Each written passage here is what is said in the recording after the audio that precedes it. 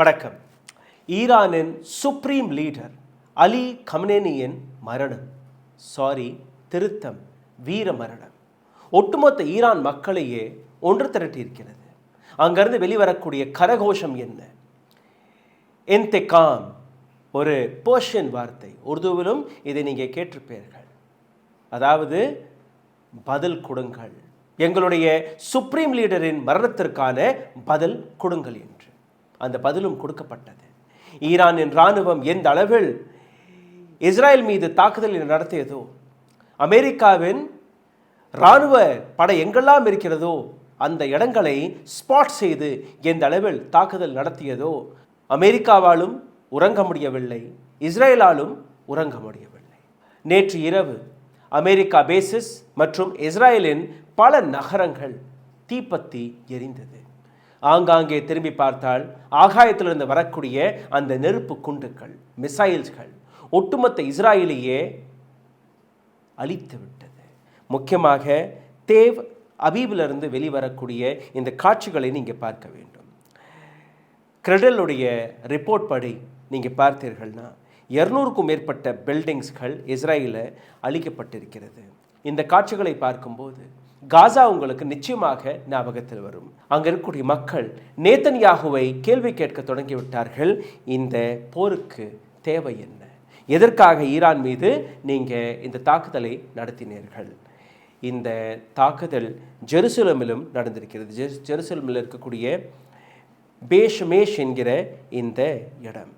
அங்கிருந்து வரக்கூடிய காட்சிகளை நீங்கள் பார்த்தீர்கள்னா எந்த அளவில் இந்த அழிவு நடந்திருக்கிறது என்று.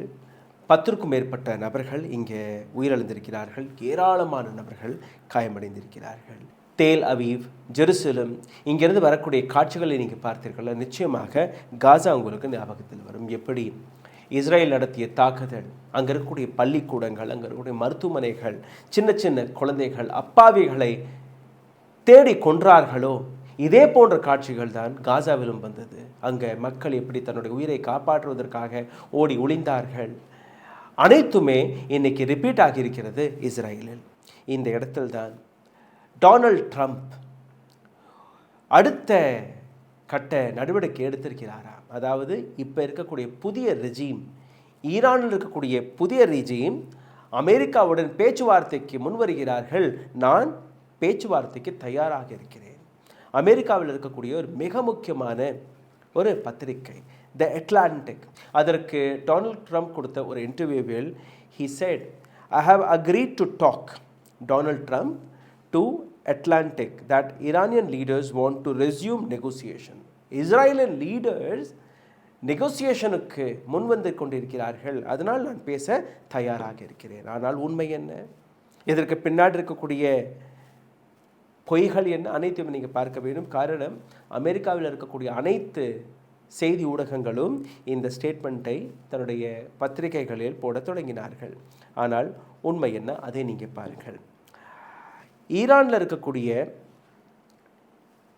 அடுத்த ரெஜீம், இப்போ இருக்கக்கூடிய தலைமை, அதில் அலி லர்சானியாக இருக்கட்டும், அர்காச்சியாக இருக்கட்டும், அல்ல பசேஷ் கென், இந்த 3 நபர்கள் கையில் தான் இந்த ஒட்டுமொத்த ஈரானின் தலைமை இப்போ கையில் இருக்குது. இந்த 3 நபர்களுமே எடுத்து வைத்த விஷயம் என்ன?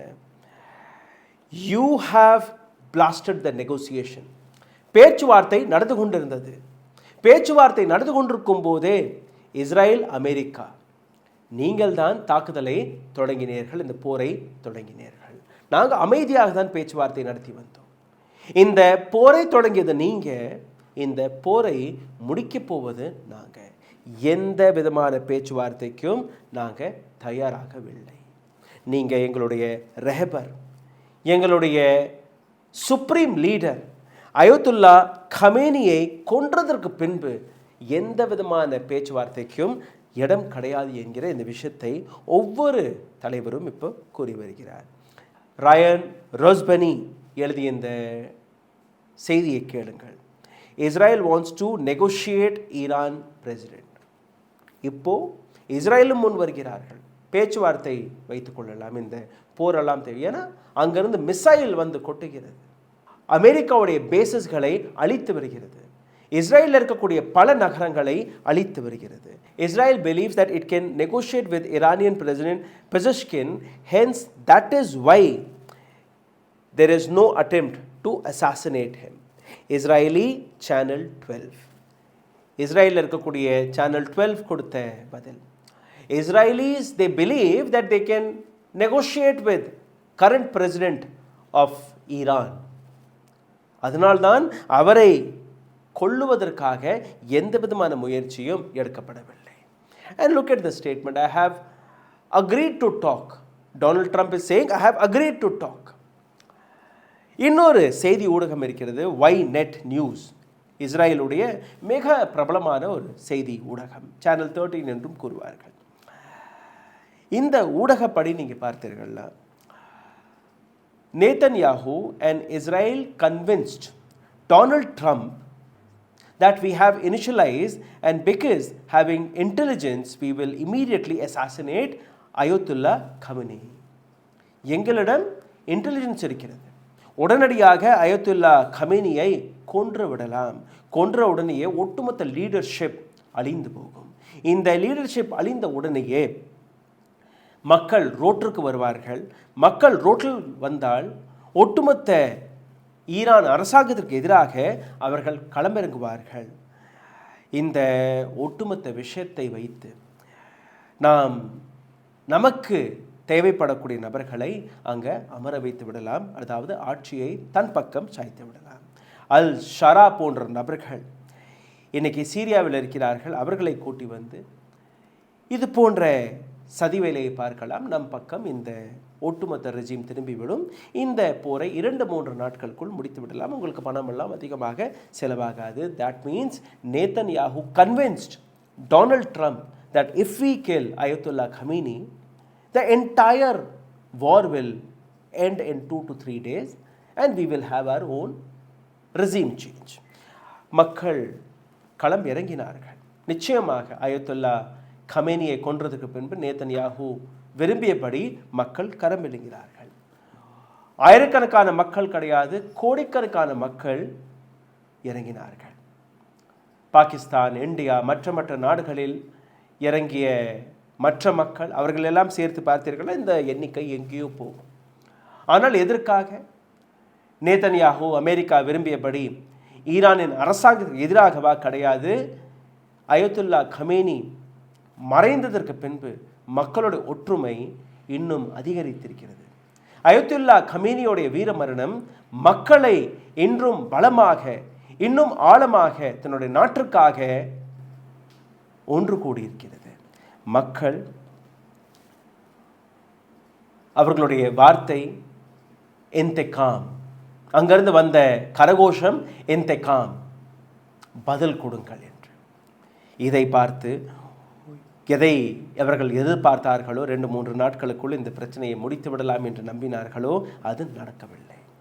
குவாம், தெஹரான், இது போன்ற பல இடங்களில், பல நகரங்களில் மக்கள் வெளிவந்தார்கள்.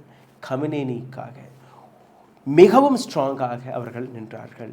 இதே இடத்தில் ஒரு செய்தியும் வெளிவந்தது. அதாவது கமேனியின் பாதுகாப்பில் இருக்கக்கூடிய நபர்கள் பல வார்னிங்ஸ்களையும் அவருக்கு கொடுத்தார்களாம்.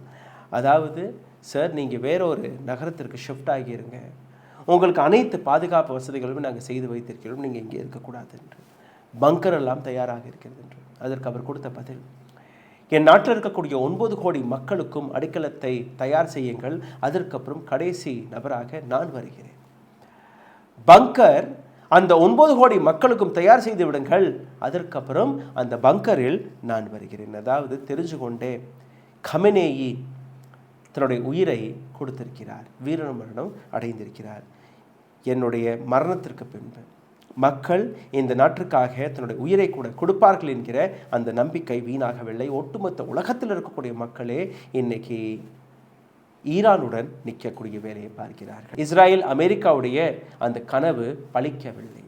இந்திய நேரப்படி 8:30 9 மணி அளவில் கமேனியுடைய அந்த வீட்டில் 30 பாம்ஸ் ஒரே நேரத்தில் போட்டிருக்கிறார்கள். அதற்கான காட்சியெல்லாம் நான் உங்களுக்கு எடுத்து காட்டி வருகிறேன். நீங்கள் அந்த வீடியோவை பார்க்கலாம். இஸ்ரேலி டிஃபென்ஸ் ஃபோர்ஸஸ் இந்த வீடியோவை ரிலீஸ் செய்திருக்கிறார்கள்.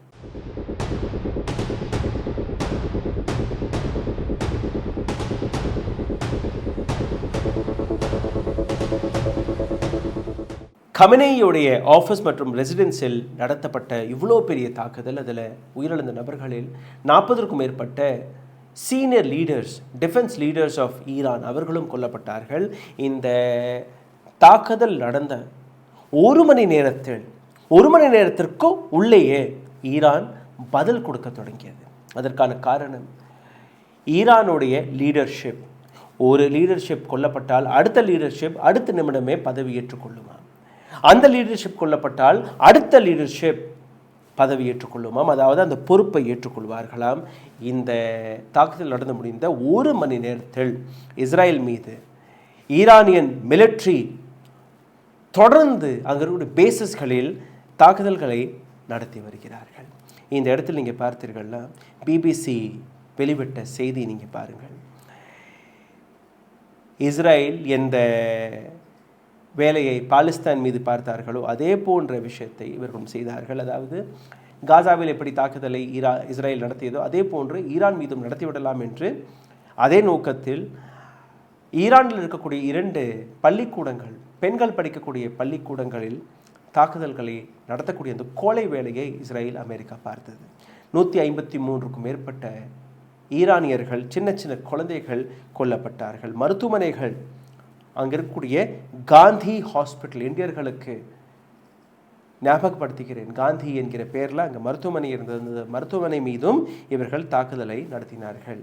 இதற்கு பின்புதான் பேஷ்மேஷ் என்கிற இந்த இடத்தில், டேல் அவீவ் என்கிற இந்த இடத்தில் ட்ரோன் வழியாக, மிசைல்ஸ் வழியாக, பல சூப்பர்சானிக் மிசைல் வழியாக இந்த தாக்குதல்கள் நடக்க தொடங்கியது. ஜெருசலம், பேஷ்மேஷ், Haifa, Tel Aviv. Donald Trump இதையெல்லாம் பார்த்து பயந்திருக்கிறார். பிகாஸ் இந்த அனைத்து இடங்களையுமே அமெரிக்கன் பேசஸ்களில் தான் இந்த தாக்குதல் நடந்தது. இந்த தாக்குதல் இங்கே மட்டுமல்ல, துபாய், அமெரிக்காவுடைய நண்பரான துபாய் மீதும் நடந்தது. இந்த இடத்தில் துபாயில் இருக்கக்கூடிய அமெரிக்கன் மிலிட்ரி பேஸ், அங்கே முதலில் தாக்குதல் நடந்தது. அந்த தாக்குதல் நடந்து முடிந்த உடனேயே அங்கே இருக்கக்கூடிய ஒரு ஹோட்டல், அங்கேயும் தாக்குதல் நடக்கிறது. காரணம் என்ன? இஸ்ரேலிஸ் அந்த ஹோட்டலில் தங்கியிருந்தார்களாம்.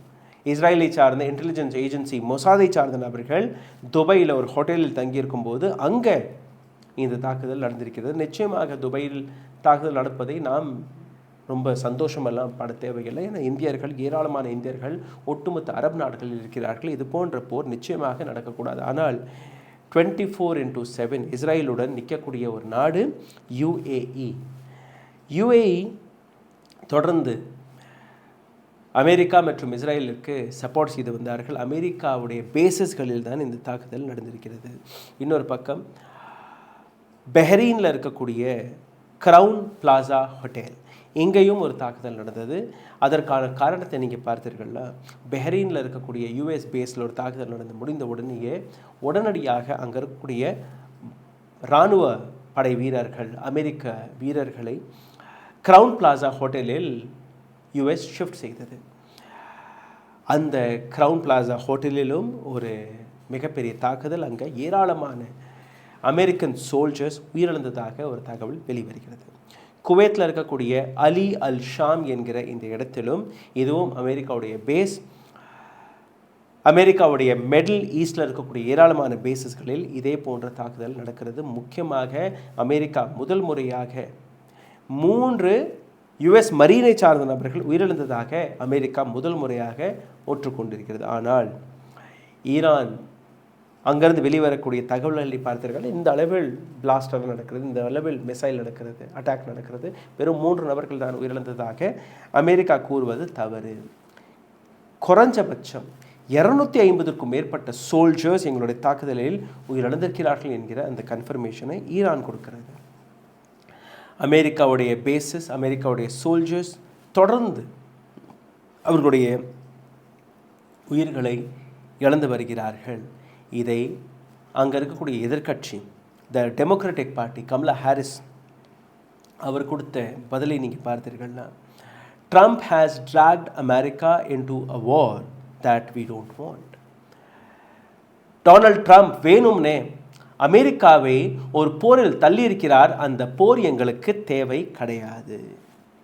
டெமோக்ராட்டிக் பார்ட்டி மட்டுமல்ல, ட்ரம்ப்புடைய பார்ட்டி ரிப்பப்ளிகன்ஸ் அவர்களும் அதில் இருக்கக்கூடிய ஏராளமான நபர்கள் இதை எதிர்த்து பேசியிருக்கிறார்கள். தேவையில்லாத ஒரு போரை எதற்காக நீங்கள் தொடங்கினீர்கள்? இந்த போர் 2-3 நாட்களில் நடந்து முடிந்துவிடும். அப்படியே அமெரிக்காவில் போய் வரக்கூடிய தேர்தலுக்காக பிரச்சாரத்தை நடத்திவிடலாம் என்கிற ஒரு கனவை டொனால்ட் ட்ரம்ப் பார்த்திருந்தார். ஆனால் அந்த கனவு பலிக்கவில்லை. சென்ட்காம் 2 ட்வீட்ஸ்களை போட்டிருக்கிறார்கள். இந்த 2 ட்வீட்ஸ்களையும் நீங்கள் கவனமாக பார்க்க வேண்டும். முதல் ட்வீட்டில் நீங்கள் பார்த்தீர்கள்னா, எங்கெல்லாம் இந்த தாக்குதல் நடத்தப்பட்டதோ, அதாவது ஈரான் தரப்பிலிருந்து எங்கெல்லாம் தாக்குதல் நடத்தியிருக்கிறது அனைத்து இடங்களையும் இவர்கள் எழுதியிருக்கிறார்கள். இரண்டாவது ட்வீட்டில் நீங்கள் பார்த்தீர்கள்னா, ஹைஃபா ஆயில் ரெஃபைனரியோடைய பெயரை நீக்கி மறுபடியும் அதை போட்டிருக்கிறார்கள். அதாவது ஹைஃபா ஆயில் ரெஃபைனரி இஸ்ரேலின் மிக முக்கியமான ரெஃபைனரி. இந்த ரிஃபைனரியில் தாக்குதல் நடந்ததற்கான அர்த்தம் என்ன? ஒட்டுமொத்த இஸ்ரேலில் இதற்கு மேல் டீசல், பெட்ரோல், கேஸிற்கான பிரச்சனை உருவாகிவிட்டது. அதனால் உலக நாடுகளுக்கு, அந்த நாட்டுடைய மக்களுக்கு இந்த இடத்திலும் ஒரு தாக்குதல் நடந்தது தெரியக்கூடாது என்கிற விஷயத்தை ஸ்லோ டவுன் செய்து காட்டி வருகிறது. எப்படி யுஎஸ் 3 பேர் தான் உயிரிழந்தார்கள் என்று கூறுகிறாரோ, அதே போன்று இஸ்ரேலும் அதே நாடகத்தை, அதே விஷயத்தை தான் ஃபாலோ செய்கிறது. ஜெருசலம் இன்னைக்கு எந்த அளவில் கொழுந்துவிட்டு எரிந்து கொண்டிருக்கிறதோ, ஹைஃபா ஆயில் ரிஃபைனரியில் எந்த அளவில் தாக்குதல் நடந்திருக்கிறதோ, அதே போன்றுதான் காசாவும் ஒரு காலகட்டத்தில். இன்றைக்கும் காசாவுடைய நிலை அது மட்டும்தான். ஈரான் இந்த பதிலடி தாக்குதலுக்கான பேரை 9th வேவ் என்று கூறியிருக்கிறார்கள். Operation true promise. 9th wave operation true promise. அதன்படி இதற்கு மேல் நாங்கள் இஸ்ரேலை விடமாட்டோம், எந்த விதமான பேச்சுவார்த்தைக்கும் நாங்கள் தயாராக இல்லை என்கிற விஷயத்தை அவர்கள் தெளிவாக எடுத்து வைக்கிறார்கள். இந்த இடத்தில் இந்தியாவை பற்றியும் நீங்கள் பார்க்க வேண்டும். நரேந்திர மோடியின் response. Narendra Modi, Indian prime minister, Ayatollah Khamenei, the supreme leader of Iran. Iran இந்தியாவுடைய பழைய நண்பர்களில் ஒன்று. ஈரான் ஒவ்வொரு விஷயத்திலும் இந்தியாவிற்கு துணை போன ஒரு நாடு. ஈரானியன் கல்ச்சரல் ஹவுஸ், அங்கே ஒரு இஃப்தார் பார்ட்டியும் நடத்தப்பட்டது. அந்த இஃப்தார் பார்ட்டி, அதாவது இந்த அட்டாக்கிற்கு பின்பு, போர் வெடித்ததற்கு முன்பு, அங்கே இந்தியாவை சார்ந்த ஏராளமான நபர்கள் ஈரான் கல்ச்சரல் ஹவுஸிற்கும் போனார்கள். ஆனால் இதே இடத்தில் நீங்கள் பார்த்தீர்கள்னா, ரெப்ரசன்டேட்டிவ் ஆஃப் அயத்துல்லா கமேனி இந்தியாவில் இருக்கிறார். எப்படி ஒரு எம்பசி இருக்கிறோ அதே போன்று இங்கே ஈரான் எம்பசியில் ஏராளமான விஷயங்கள் நடந்து கொண்டிருந்தது. நரேந்திர மோடி நீங்கள் பொறுத்தவரையில் அயத்துல்லா கமேனியை போய் சந்தித்து அவருக்கு குரான் எல்லாம் கிஃப்ட் செய்த அந்த நாடகத்தை நாம் பார்த்திருக்கிறோம். ஆனால் இவ்வளோ பெரிய லீடர், ஈரானின் எம்பசி இருக்கிறது, அயத்துல்லா கமேனியின் ரெப்ரசன்டேட்டிவ் டெல்லியில் இருக்கிறார். அனைத்தையுமே தாண்டி இதுவரை நரேந்திர மோடி நாவிலிருந்து அயத்துல்லா கமேனி அவர்களுடைய மரணத்தை பற்றின ஒரு வார்த்தை கூட வெளிவரவில்லை. அதற்காக நரேந்திர மோடி இங்கே புதுச்சேரி வந்தார், தமிழ்நாட்டுக்கு வந்தார், அப்படியெல்லாம் நீங்கள் நினைக்க வேண்டாம். 2 ட்வீட்ஸ்கள் போட்டிருக்கிறார். முதல் tweet, he spoke about the president of UAE, my brother Sheikh Mohammed bin Zayed Al Nahyan. என்னுடைய நண்பர், என்னுடைய தம்பி, I strongly condemned the attack on UAE. உங்கள் மீது நடத்தப்பட்ட இந்த தாக்குதலை நான் கடுமையாக கண்டிக்கிறேன். India stands in solidarity with UAE in its difficult times. India உங்களோட நிற்கிறது, Narendra Modi writes. Narendra Modi post another tweet. He says, I had a telephone call with Prime Minister Benjamin Netanyahu to discuss the current regional situation, conveyed India's concern over recent development and emphasized the safety of citizens as priority. Narendra Modi அவருடைய நண்பர் Donald Trump ஒரு நண்பர், இன்னொரு நண்பர் நேதன்யாஹுக்கு phone செய்து பேசினாராம்.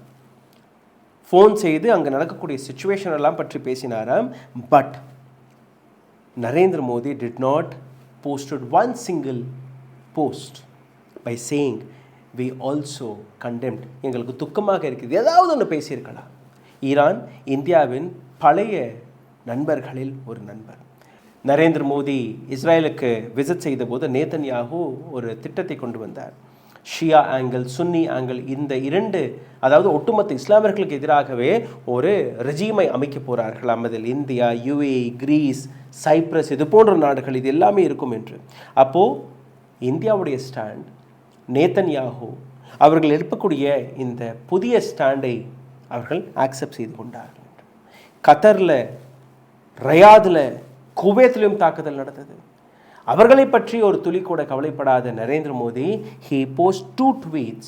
One is for UAE, another one was for Netanyahu. This is what our foreign policy is. This is where Narendra Modi had took Indian foreign policy, Indian stand in the global stage.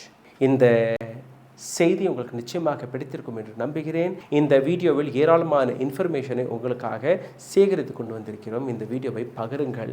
இந்த வீடியோவை பகிர்வதற்காக நீங்கள் செய்ய வேண்டிய ஒரு சில சாதாரணமான விஷயங்கள் தான். லைக், ஷேர், சப்ஸ்கிரைப் செய்யுங்கள். இந்த வீடியோவை பற்றின உங்களோட கேள்விகளை, கருத்துக்களை கீழே கமெண்ட் பாக்ஸில் எழுதுங்கள். இந்த சேனலை சப்போர்ட் செய்ய நினைக்கக்கூடிய நபர்கள் அருகில் இருக்கக்கூடிய QR கோடை ஸ்கேன் செய்து உங்களால் முடிந்த உதவியை தெரிவிக்கலாம். நன்றி, வணக்கம்.